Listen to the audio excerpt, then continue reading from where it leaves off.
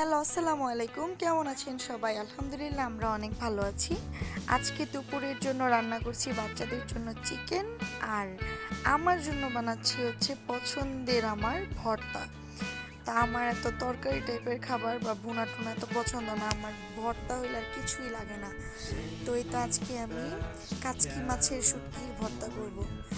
এই শুটকিটাকে অন্যদিকে কি নামে ডাকে তা তো জানি না, কিন্তু আমাদের কিশোরগঞ্জ আমরা এটাকে কাচকি মাছের শুটকি বলে থাকি।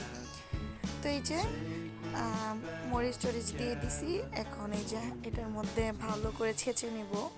তো ভর্তাটা যা মজা হইছে, দেখেই তো একটা লোভনীয় লাগতেছিল।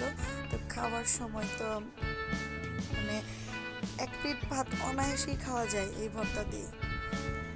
তো এই যে ওই ভর্তাটা করা হয়ে গেছে, এখন ডিমটাকে ভর্তা করতেছি। তো আমি যেহেতু একাই ভর্তা খাবো তাই একটা ডিমই নিচ্ছি, কারণ বাচ্চারা তো ভর্তা খেতে পারবে না।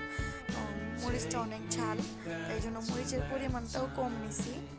মরিচটা অনেক বেশি ঝাল, এই মরিচটা মনে হয় বিন্দু মরিচ না কি জানি মরিচটা বলে।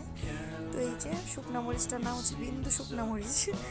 তো এই যে আমার বাচ্চাদেরকে দিয়ে দিছি, তো আমি যে খেয়ে নেবো এখন। খাওয়ার মুখে দেওয়ার পরে মনে হয়েছে যে অমৃত অমৃত, এত মজা। সবাই বাসায় ট্রাই করতে পারেন, ট্রাই করে দেখতে পারেন কেমন। তো আজকে এই পর্যন্তই। সবাই আমাদের জন্য দোয়া করবেন, আমার ফ্যামিলির সবার জন্য সবাই দোয়া করবেন। সবাই ভালো থাকবেন। আল্লাহ হাফেজ।